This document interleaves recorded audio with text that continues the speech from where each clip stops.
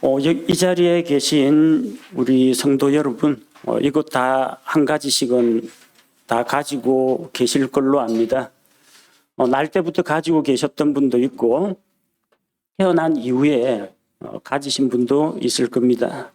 본래는 내 건데, 나보다는 다른 사람들이 더 많이 씁니다.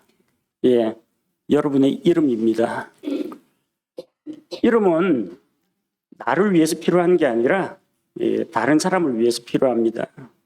다른 사람이 나를 뭐라고 불러야 할지, 또 내가 누구인지 다른 사람과 차별되는 어떠한 존재인지를 알려주는 것이 바로 이름이기 때문입니다. 그래서 이름이 있어야만 상대방을 식별할 수가 있고, 이름이 있어야 상대방이 누군지 알아볼 수가 있고, 이름이 있어야 상대방하고 관계가 유지가 될 수가 있는 겁니다. 며칠 전에 교회 전화로 전화가 한 통 걸려왔어요. 부산대학 쪽에서 이 전도지를 받았는데 한마음 침례교회가 맞냐고, 맞다고 하니까 복음에 대해서 좀 자세히 물어볼 줄 알았는데 전도지는 일단 다 읽어봤으니까 목사님 이름이 뭐냐고 묻더라고요. 전도지에 제 이름은 안 들어가고 예수님 이름은 들어가 있습니다. 그 구원자 예수님을 만나면 되는데 목사가 누군지 이름을 알아야 되겠대요. 알아가 뭐하게요? 인터넷 검색해가지고 이 사람이 어떤 사람인지 유튜브 동영상 찾아봐가지고 설교가 어떤지 다 알아보고 오겠다는 이야기입니다. 요즘 세상이 조금 이상한 사람들이 많고, 믿고 거듭난 그리스도인들보다는 오히려 이단들이 전도를 더 열심히 합니다. 그래서 거리에 나가서 이게 전도 열심히 하면은 혹시나 이단이 아닌가 의심스러운 눈초리로 보는 사람들이 종종 있습니다. 그래서 이제 안전을 위해서 제 이름을 검색해보고 또 관련된 설교도 다 찾아보고 한번 알아보겠다, 그런 의미입니다. 제 이름 알아가지고 뭐 하겠습니까? 구원자이신 예수님의 이름을 알면 그것으로 충분하다고 생각하는데 사람들 마음이 그렇다는 겁니다. 오늘도 우리는 성경을 읽으면서, 그리고 오늘 우리 여기 여러 가지 찬송도를 부르면서 여러 번 주의 이름, 예수님의 이름, 그 이름을 우리가 불렀습니다. 그 이름 속에는 그 이름의 본체, 대상이 되시는 우리 주 하나님께서 계십니다.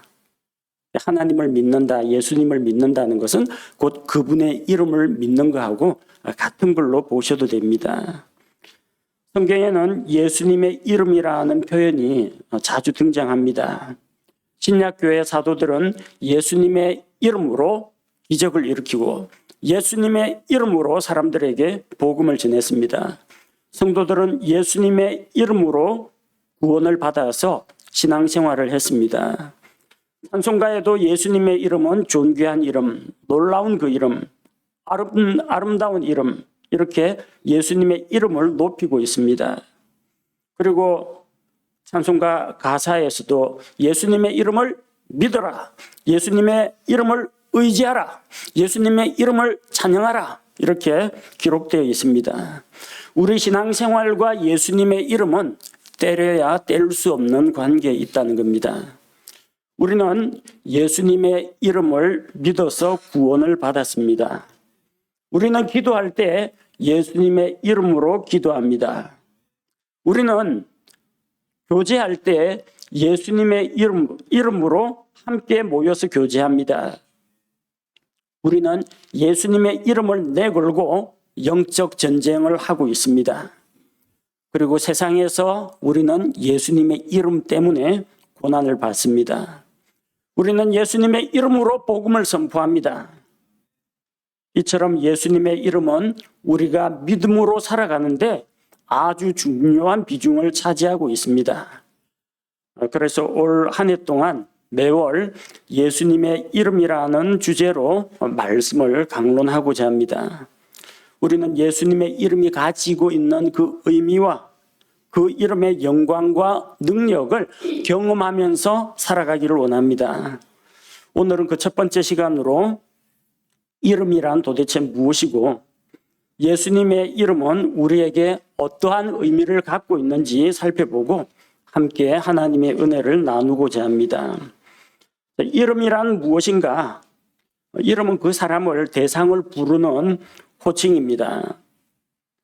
만약 이름이 없으면 우리는 어떤 대상을 부를 수 없습니다. 우리 결혼하신 분들 결혼식 올리고 나서 부부가 되었잖아요. 서로에 대해서 뭐라고 불렀습니까? 이름을 부르자니까 그 좀 어색한 것 같고, 여보 당신은 아직은 입에 좀 안 익은 것 같고, 저기요, 거기요, 보이소.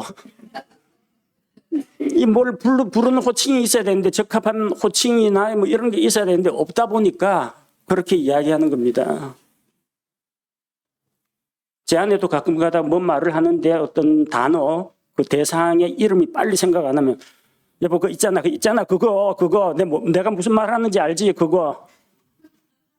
그게 뭔데? 이름을 말해줘야 아는데 이름을 말하지 않으면 무슨 대상을 가리키는지 알 수가 없어요. 그러다 보니까 대명사로 뭐 거시기 그거 뭐 그런 식으로 부르거나 다른 말로 하는데, 아니면 그 대상의 특징을 막 묘사하고 이렇게 생긴 거 그거 하면은 이제 그거 그 단어가 떠오르죠. 대상을 딱 한마디로 칭하는 그 이름이 없으면 사람이고 사물이고 부를 수가 없습니다. 또 이름은 그 사람을 대신합니다.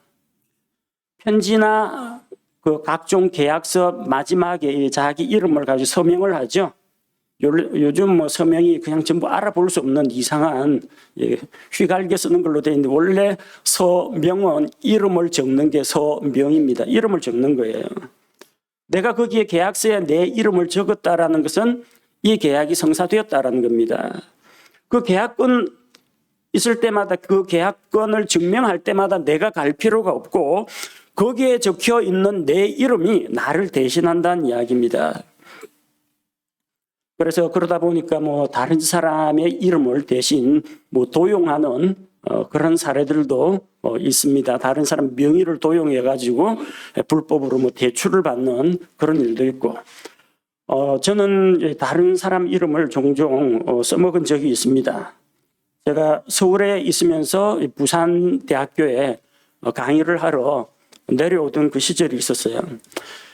부산대 그쪽에 선배들이 많이 있는데, 꼭 보면은 이거 시간 강사하고 이 교수들하고는 시간이 좀 잘 안 맞습니다.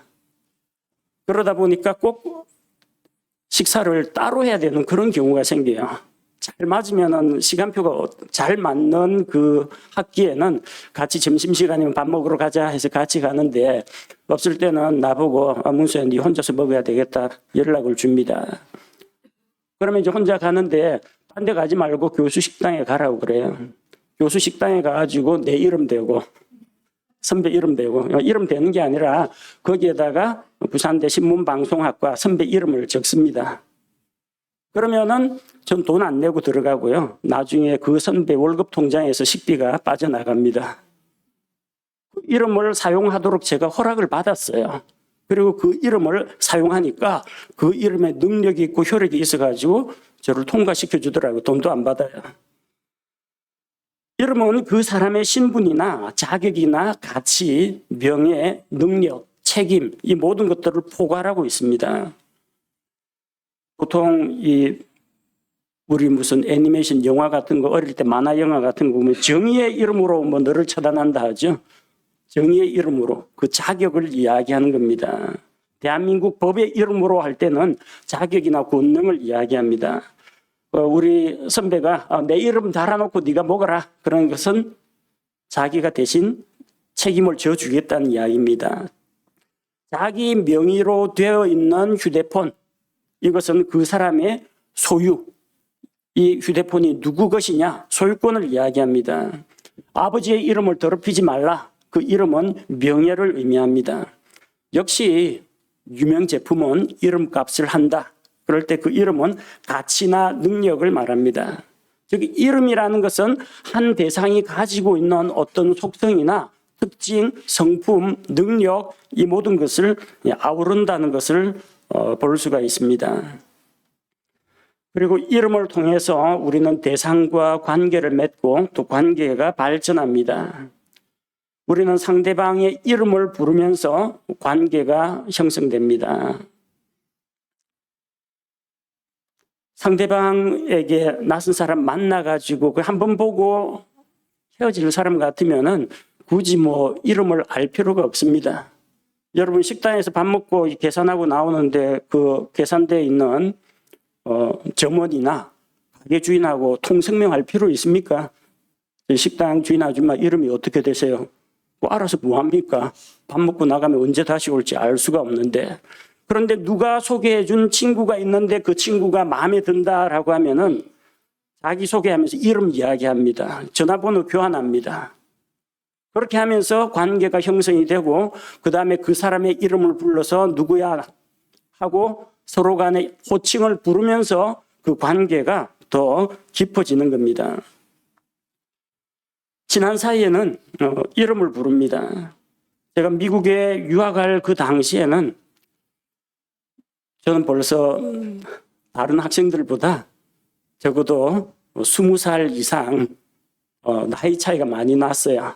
그런데도 미국에서는 이게 우리처럼 공손어법이라는 그런 게 없어요. 전부 나보고 하는 말 미스터 킴 그렇게 불러요. 처음 보고 내 이름이 문수 킴이라고 했으니까 이름은 못 부르고 성을 부릅니다. 미스터 킴. 나중에 제가 한국에서 박사학위를 받은 사람이라는 걸 아니까 학생들하고 교수님이 닥터 킴을 그렇게 불러요.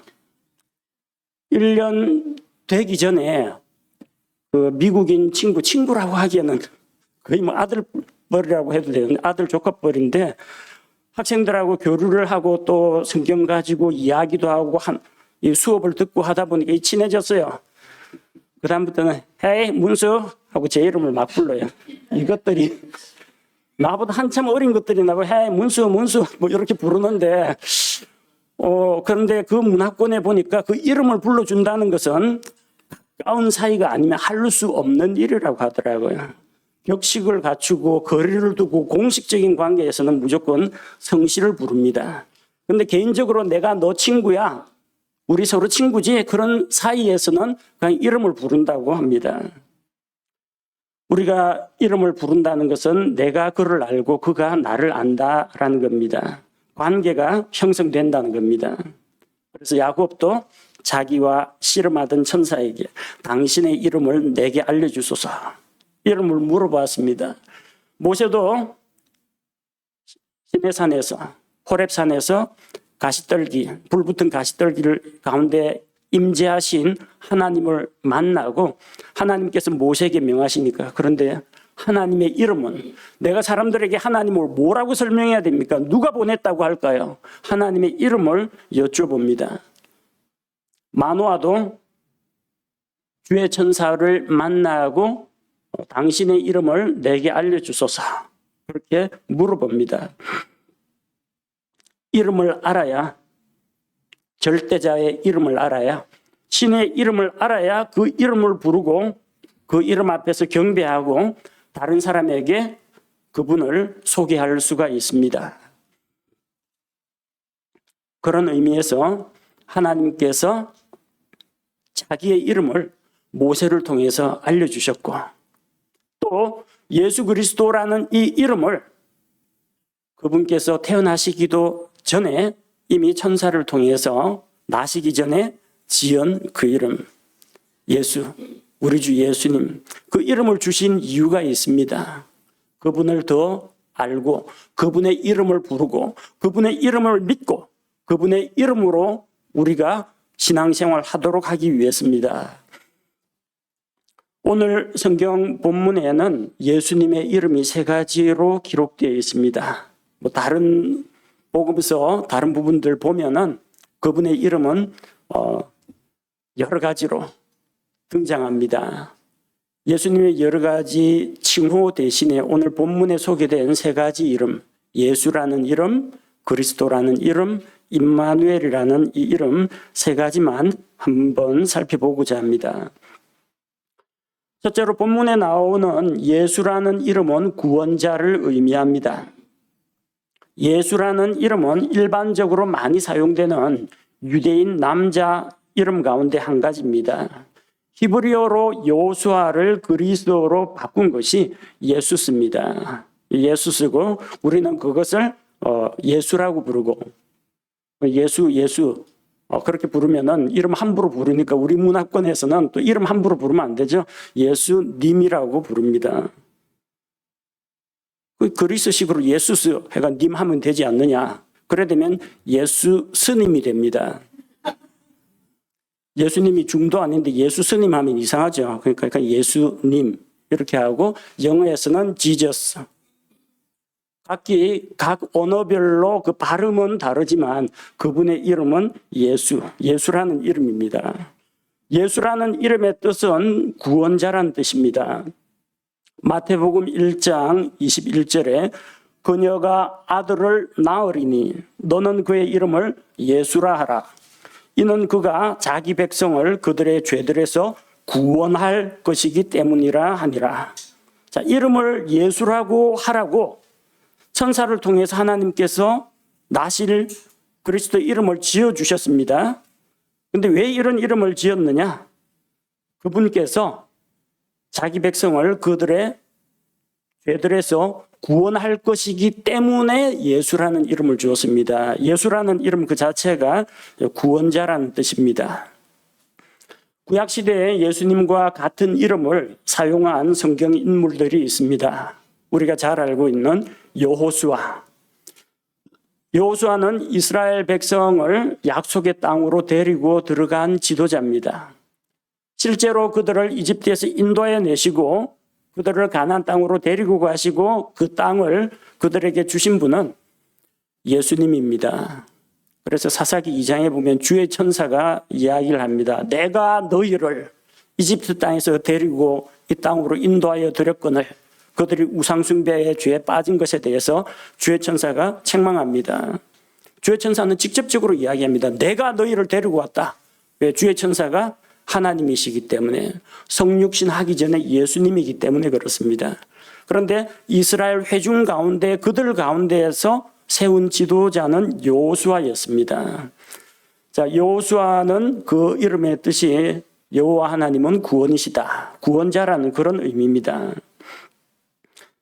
여호수아는 이스라엘 백성을 데리고 가나안 땅에 들어가서 가나안 족속과 7년간 전쟁을 하여 그들을 물리치고 그 땅을 백성에게 나누어 주는 일을 맡았습니다. 여호수아의 원래 이름은 호세아였습니다. 그래서 눈의 아들 호세아를 모세가 여호수아라고 불렀다. 호세아나 여호수아나 같은 의미입니다. 이 호세아라는 이름은 구약에 나오는 소예언서 가운데 호세아 예언자가 있습니다. 그는 북이스라엘 왕국의 거의 말기에 활동하던 하나님의 예언자였습니다.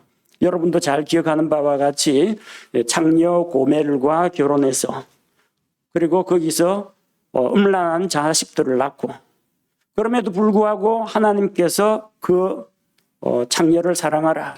그녀가 낳은 그 자녀들을 사랑하라. 이 호세아의 가정을 통해서 이스라엘 백성이 우상숭배에 빠지고 다른 신들을 섬기고 그럴지라도 하나님께서 내가 어찌 너희를 놓으랴. 내가 너희를 어찌 버릴 수가 있겠느냐.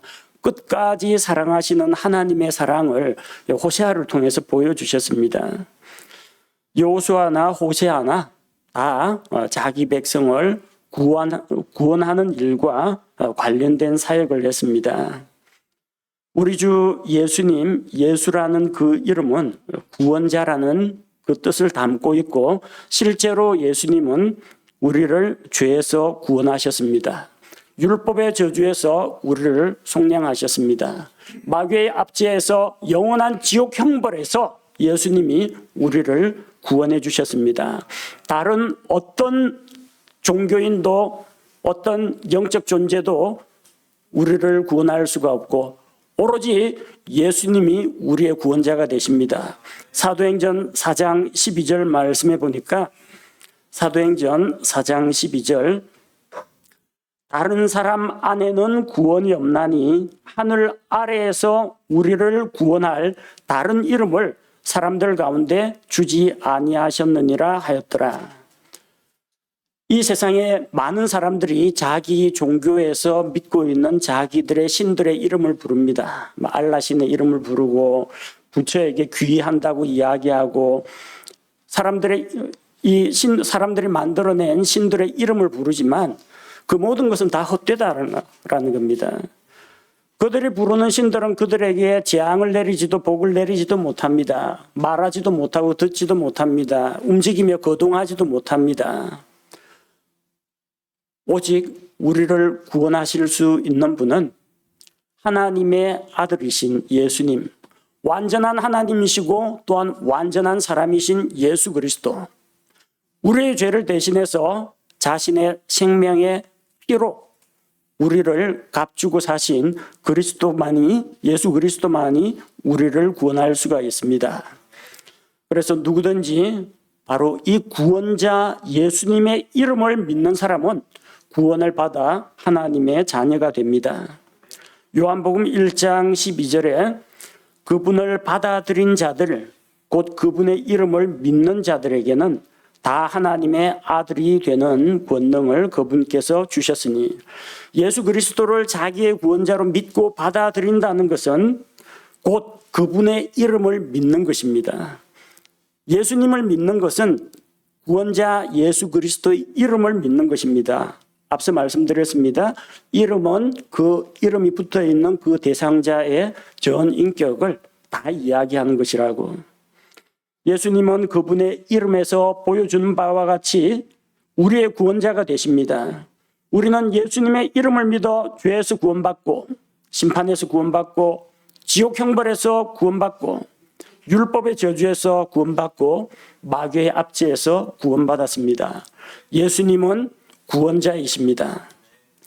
둘째로 그리스도라는 이름은 기름 부음을 받은 하나님의 사역자를 의미합니다. 이 그리스도는 관직입니다. 공식적인 직함입니다. 그리스도라는 것은 히브리어로 메시아라는 것을 그리스어로 번역한 것입니다. 그 뜻은 기름 부음을 받은 자라는 뜻입니다. 예수라는 이름은 한 개인의 정체성을 나타내지만 그리스도라는 것은 예수님이 하시는 그 공적인 신분을 이야기합니다.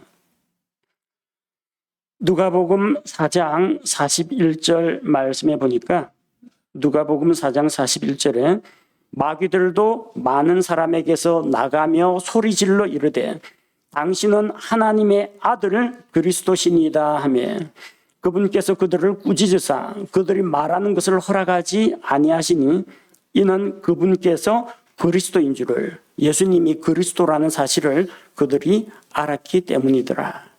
그리스도는 기름 부음을 받은 하나님의 사역자를 이야기합니다.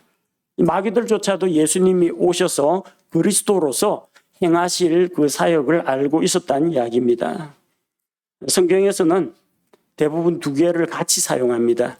예수 그리스도, 그리스도 예수.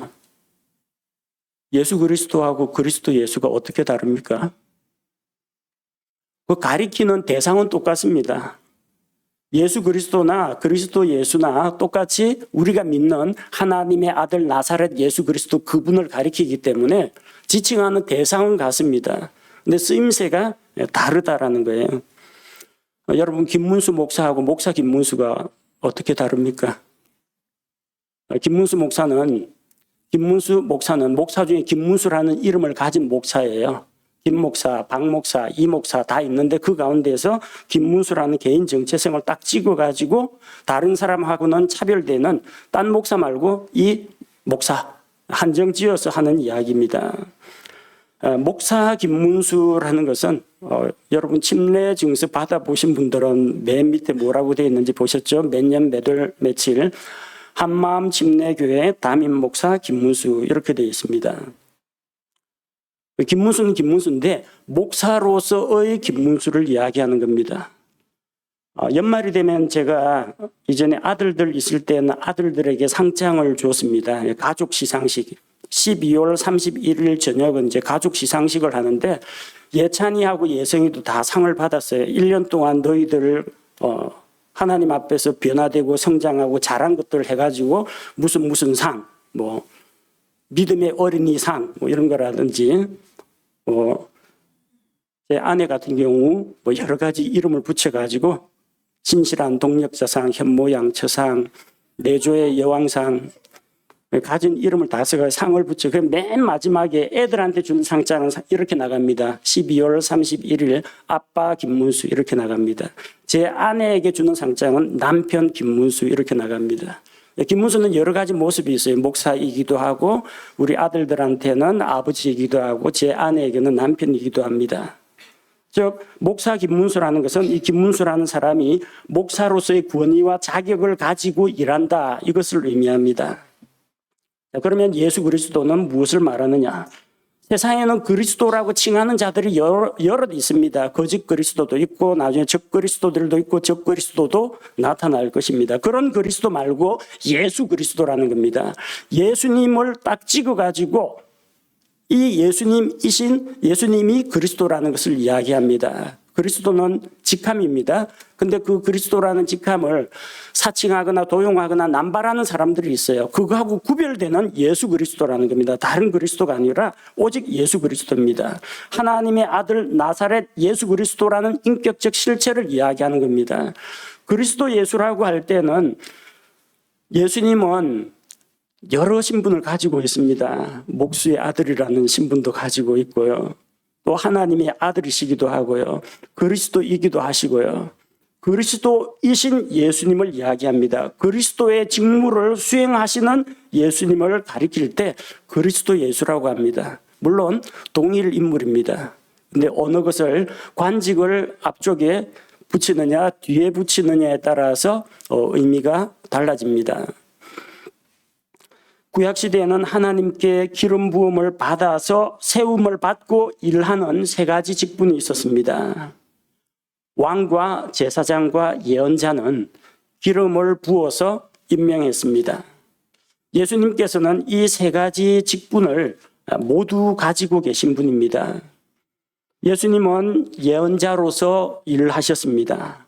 이 땅에 사람의 몸으로 오셔서 하늘로 올라가시기까지 예수님은 사람들에게 하나님의 말씀을 선포하고 하나님의 왕국에 대해서 이야기하시고 하늘에 속한 진리들을 우리에게 알려주시고 제자들을 양육하셨습니다. 예수님의 예언자 사역입니다. 예수님은 또한 제사장 사역을 하십니다. 예수님이 자기 피를 가지고 하나님의 왕좌 오른편에 올라가신 이후에 그분께서는 우리를 위한 중보자로 대제사장으로 계십니다.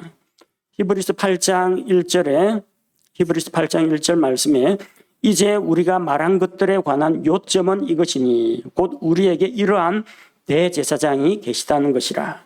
그분은 하늘들에서 존엄하신 분의 왕좌 오른편에 앉아 계시며 예수님 자신은 하나님 앞에 드리는 화해 헌물인 동시에 또 하나님의 제사장, 우리를 위한 흠없는 대제사장이십니다. 그래서 하나님과 사람 사이를 화해하게 하는 그런 역할을 하셨고 지금도 하나님 왕좌 오른편에서 우리를 위해서 중보하고 계십니다. 예수님은 또한 왕으로서 일을 하실 분입니다. 비록 유대인들이 예수님을 자기들의 왕으로 받아들이는 것을 거절했지만 예수님께서 다시 오실 때는 베들레헴 마구간에 갓난아기로 오시는 것이 아니라 영광스러운 왕으로 오실 것입니다. 예수님께서는 이 지상으로 재림하시면 천년왕국을 세우시고 다윗의 왕좌에 앉아서 공평과 정의로 온 세상을 다스리실 것입니다.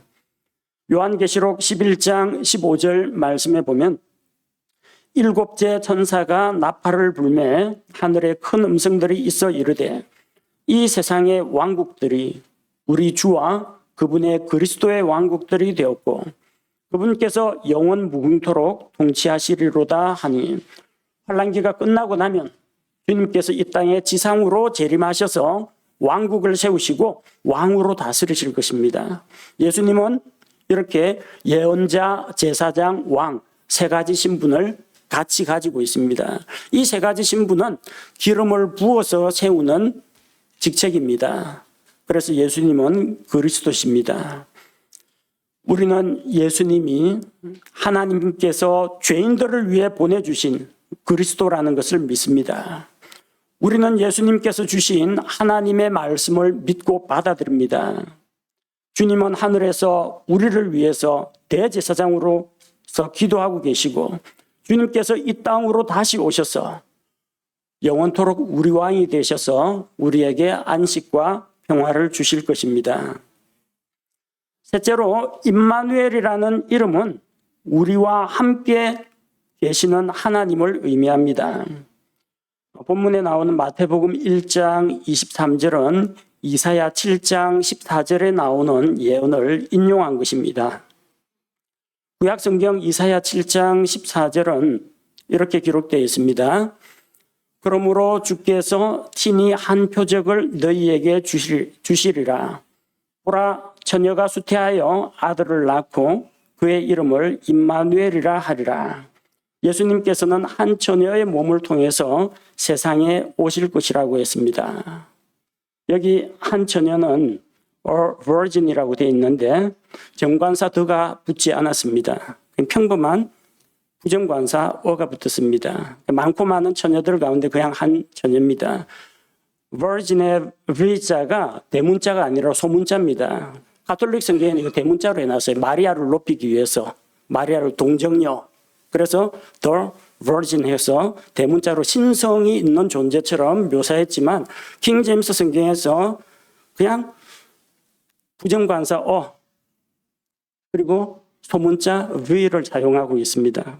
평범한 한 처녀입니다. 한 여인에 불과합니다. 구원받아야 할 하나님이 필요한 하나님의 은혜와 긍휼이 필요한 한 사람에 불과합니다. 마리아는 신이 아닙니다. 신의 어머니도 아닙니다. 마리아는 하늘의 여왕이 아닙니다. 마리아는 평범한 한 처녀로서 하나님의 뜻과 계획에 순종하여서 그녀의 몸을 통해서 예수님께서 오셨을 뿐입니다. 그런데 이렇게 오신 이분은 바로 처녀가 수태하여 아들을 낳고 오신 그분의 이름이 임마누엘이라고 했습니다. 임마누엘은 우리와 함께 계시는 하나님, 우리와 함께 하시는 하나님이란 뜻입니다. 예수님은 우리와 함께 하시는 분입니다. 예수님은 하늘의 영광의 보좌를 떠나서 이 낮고 비천한 세상에 내려오셨습니다. 사람들과 같이 되셨고 예수님은 그 지혜가 자라고 키가 자라고 하나님과 사람들에게 사랑을 받으면서 우리와 같은 성장 과정을 거쳤습니다. 우리가 겪는 피곤함, 배고픔, 슬픔, 예수님 다 직접 겪으셨습니다. 예수님은 우리와 같은 죄인들을 불러서 회개시키기 위해서 오셨습니다. 그래서 예수님은 세리와 죄인들을 불러서 그들과 함께 먹고 마셨습니다. 종교적 위선에 가득 차 있는 바리새인들은 너희 선생님을 보라. 어찌하여 세리들과 죄인들과 함께 먹느냐. 이 사람은 포도즙을 많이 마시는 자요, 먹기를 탐하는 자요, 세리들과 죄인들의 친구로다. 그들이 본 것처럼 예수님은 죄인들과 함께 하셨고 죄인들의 친구가 되어주셨습니다. 그 어느 누구도 우리를 무서운 하나님의 진노에서 건져주지 않습니다. 그 누구도 우리를 진심으로 사랑해주지 않습니다. 그 누구도 우리의 진정한 친구가 되어주지 않습니다. 오직 예수님만이 죄인들의 친구가 되셔서 친구가 베풀 수 있는 가장 큰 사랑은 무엇입니까? 사람이 친구를 위하여 자기 생명을 버리면 이것보다 더 큰 사랑이 없다고 했습니다. 예수님은 우리의 친구로서 십자가에서 우리 대신 자기 생명을 버린 참 신실한, 참 선하시고 좋으신 우리의 친구입니다. 우리와 함께 하시는 그 예수님은 우리의 친구가 되십니다. 또한 예수님은 그분을 믿고 사랑하고 순종하는 자와 거처를 함께 하시겠다고 했습니다. 요한복음 14장 23절 말씀에 보면은 요한복음 14장 23절 예수님께서 그에게 대답하여 이르시되 사람이 나를 사랑하면 내 말들을 지키리니 내 아버지께서 그를 사랑하실 것이요 우리가 그에게 가서 우리의 거처가 그와 함께 있게 하리라. 예수님을 사랑하는 자, 그는 예수님의 말씀에 순종합니다. 그리고 우리가 그에게 가서 하나님께서 우리와 함께 거하신다는 것입니다. 우리의 거처가 그와 함께 하리라. 나는 하나님 아버지와 예수 그리스도와 내 안에 계시는 성령님과 영원토록 함께 될 것을 믿습니다. 우리 교제는 아버지 하나님과 아들 예수 그리스도와 함께하는 것입니다. 오후에 성경 공부 마치고 소모임 교제할 때 어떤 소모임은 한 9명, 10명 되기도 하고 어떤 소모임은 누군가 또 결석하거나 그러면은 뭐 서너 명 되기도 합니다. 숫자가 많다고 적다고 그런 거에 개의치 마시기 바랍니다. 두세 사람이 내 이름으로 모인 곳에는 나도 그들 중에 있느니라. 그들과 함께 있느니라. 우리가 예수님의 이름으로 모일 때, 우리가 주님의 이름으로 교제할 때 그 자리에 우리 주님께서 함께 하신다는 겁니다. 당연한 이야기인데 여러분 이거 신중하게 생각하셔야 됩니다. 내가 오늘 소모임 교제에서 무슨 이야기를 하고 어떤 이야기를 나눌 것인지 그 자리에는 눈에 보이지 않지만 주님께서 함께하고 계십니다. 우리 입에서 나오는 말을 듣고 계십니다. 그 자리에서 주님의 이름으로 모였다고 하면서 세상 이야기, 무슨 부동산 이야기, 요즘 뭐 넷플릭스가 어떻고 뭐 드라마가 어떻고 이런 이야기를 꺼내면은 주님이 기뻐하지 않으십니다. 왜 이게 무슨 등산 소모임이라든지 뭐 저기 배드민턴 소모임이라든지 그런 교제가 아니고요. 무슨 정치인 친목 교제 이런 게 아니고 예수 그리스도의 이름으로 모인 성도들의 교제이기 때문에 그렇습니다. 주님께서 우리와 함께 계시고 우리가 주님의 이름으로 모였다면 주님께 영광을 돌리는 말, 주님의 은혜를 감사하고 주님께 찬양을 드리는 그런 간증들이 나와야 합니다. 우리의 교제는 주님과 함께하는 교제라는 겁니다. 그리고 장차 우리는 하나님과 영원히 함께 거하게 될 것입니다. 우리 이 세상에 인류의 역사가 끝나고 나중에 7년 환란도 다 지나고 천년왕국이 되면 에스겔 48장 마지막에 그 도시의 이름은 여호와 삼마가 되리라. 주께서 거기에 거하신다가 될 것이라고 했습니다. 천년왕국은 주님과 우리가 영원토록 함께 교제하는 주님께서 우리와 함께 거하는 바로 그 기간입니다.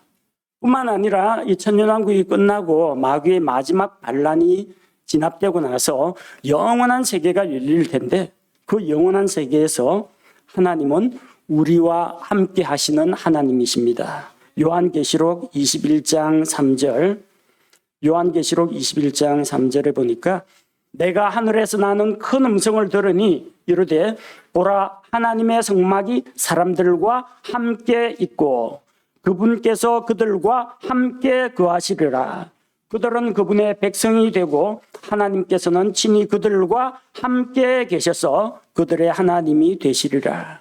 저 영원한 세계에서, 저 영원한 하늘에서 하나님께서 우리와 거처를 같이 하시고 우리와 함께 거하시고 우리와 함께 하신다고 했습니다.